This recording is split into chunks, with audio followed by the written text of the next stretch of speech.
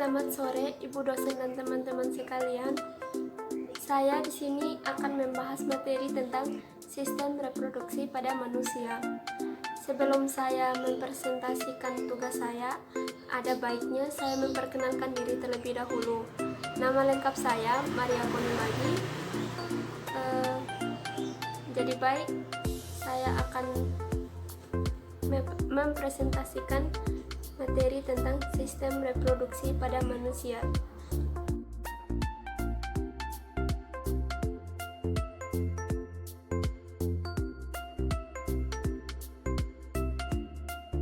Pengertian sistem reproduksi, di mana sistem reproduksi adalah suatu rangkaian dan interaksi organ dan zat dalam organisme yang dipergunakan untuk berkembang biak.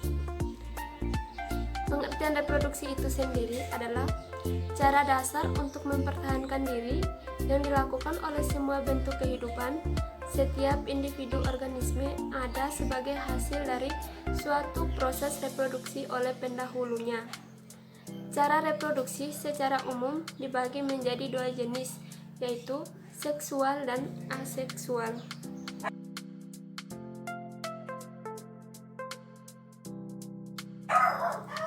Pada manusia, reproduksi hanya berlangsung secara seksual. Sistem reproduksinya dibedakan menjadi dua, yaitu sistem reproduksi pria dan sistem reproduksi pada wanita. Yang pertama, sistem reproduksi pria. Sistem reproduksi pria ini terdiri atas dua bagian, yaitu alat reproduksi atau organ reproduksi dan kelenjar reproduksi. Alat reproduksi pada pria terdiri atas dua bagian, yaitu alat reproduksi luar dan alat reproduksi dalam. Yang pertama, alat reproduksi luar. Alat reproduksi luar terdiri dari penis dan skrotum. Penis adalah alat kopulasi, yaitu alat yang memasukkan sperma ke dalam tubuh wanita. Sedangkan skrotum adalah bagian yang membungkus testis.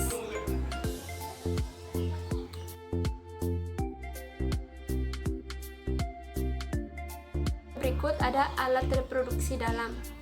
Alat reproduksi dalam terdiri dari yang pertama, testis.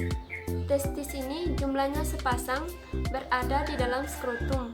Dalam testis terdapat saluran panjang yang disebut tubulus seminiferus. Yang kedua, tubulus seminiferus. Tubulus seminiferus berlangsung proses pembentukan sperma atau biasa disebut dengan spermatogenesis. Yang ketiga ada epididymis. Epididymis letaknya sebelah luar testis. Di epididymis berlangsung proses pematangan sperma dan tempat penyimpanan sementara.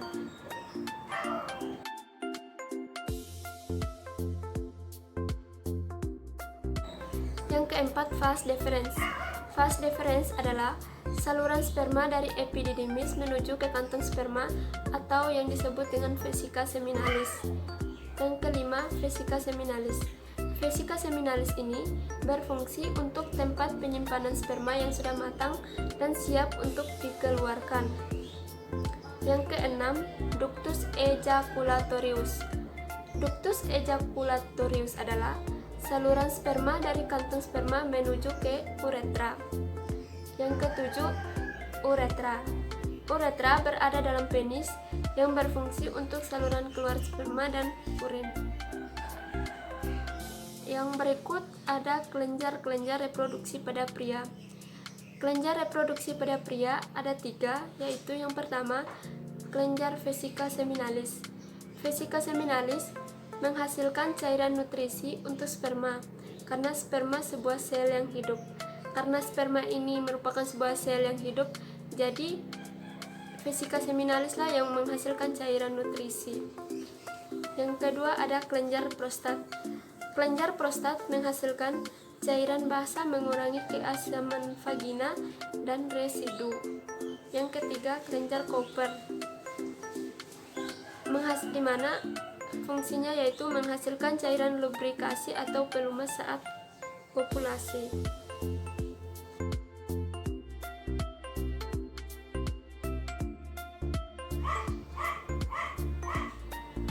Yang kedua, sistem reproduksi wanita. Sistem reproduksi pada wanita memiliki struktur yang terdiri dari sistem reproduksi luar dan sistem reproduksi dalam. Yang pertama, sistem reproduksi luar. Sistem reproduksi luar terdiri dari mons pubis, adalah jaringan lemak yang mengelilingi tulang pubis. Yang kedua, labia mayor. Labia mayor merupakan pintu gerbang yang melindungi organ reproduksi wanita bagian luar lainnya. Yang ketiga, labia minor. Labia minor ini terletak di sebelah dalam labia mayor dan mengelilingi pembukaan vagina serta uretra.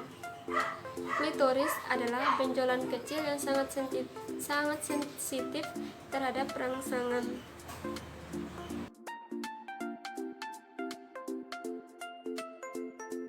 Sistem reproduksi dalam.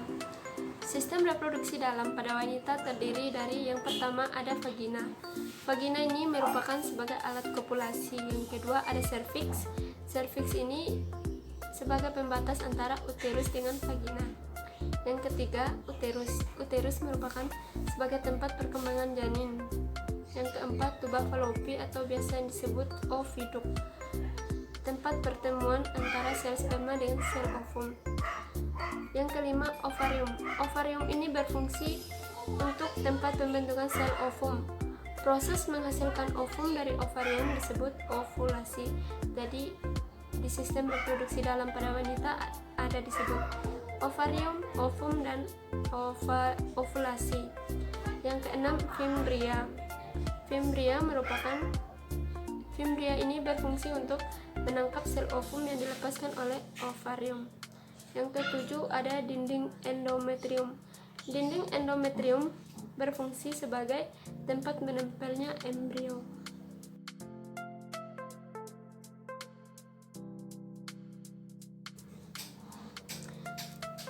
Angka berikut ada siklus menstruasi. Perubahan yang terjadi tiap bulan pada organ reproduksi pada wanita disebut siklus menstruasi.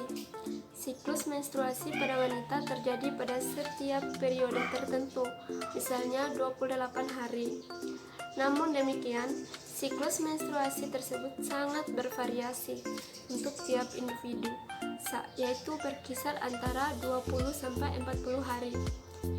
Menstruasi mulai terjadi saat organ perkembangbiakan seorang wanita mulai masak.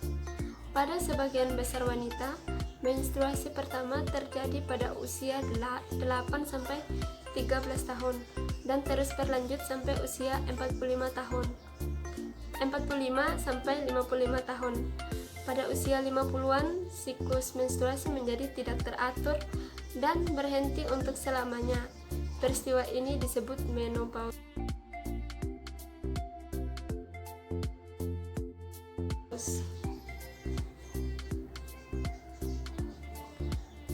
Di sini saya menampilkan gambar keterangannya.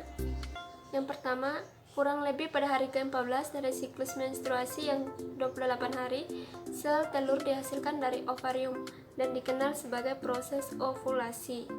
Yang kedua, sel telur tersebut tetap hidup selama 24-48 jam dan bergerak sepanjang saluran telur menuju ke rahim atau uterus. Sel telur tersebut dapat dibuahi bila terdapat sperma yang hidup dalam saluran telur 48 jam setelah atau sebelum ovulasi. Jika sel telur tersebut tidak dibuahi di dalam saluran telur, maka akan luruh atau rusak. Dinding rahim akan luruh dan terjadi pendarahan. Peristiwa tersebut terjadi setiap bulan dan dikenal sebagai menstruasi.